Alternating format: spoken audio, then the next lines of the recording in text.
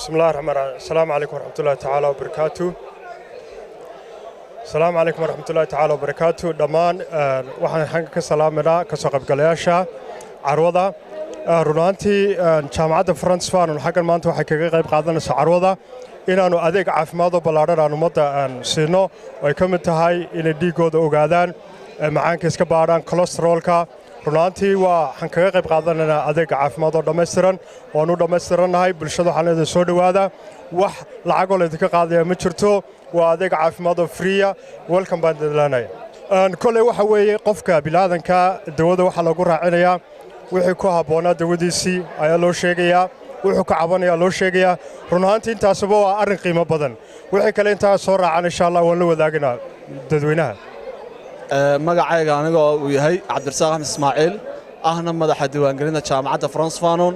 dhammaan waxaan ku soo dhaweynayaa bulshadeynta reer Soomaaliland gaar ahaan waxa weeyaan reer Hargeysa oo caasimadda ah inaanu qayb ka nahay carwada maanta ka furantay hotelka Mansour carwadaas oo ku soo bandhigayno adeega kala duwan ay jaamacaddu bixiso oo ay ka mid tahay waxa weeyaan qaybta caafimaadka maanta waxaan anagu diyaar u nahay oo sheegaraynaa qaybtii dhiigga inta garaam ku jirta qofka HB-giisa inuu dhiig kar leeyahay waxa kugu diyaara waxa weeyaan dhakhaatiir kala duwan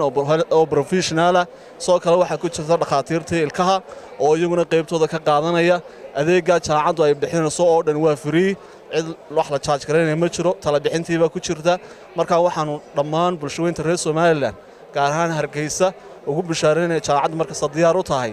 inay kala soo qayb galaan waxa weeyaan carwadaas ay jaamacaddu ka qayb gashay wassalaamu calaykum waraxmatullaahi wabarakaat saasaynu isku ognahay insha Allah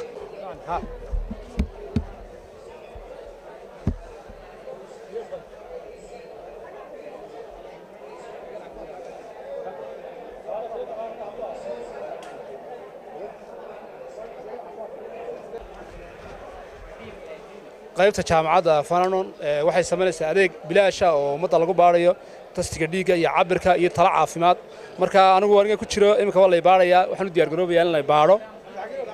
oxygenteedii baa kalimka gacanta igu jirta tastigii baa jira HB-gii baa la baaraya Soomaa macaankii baa ku jira Soomaa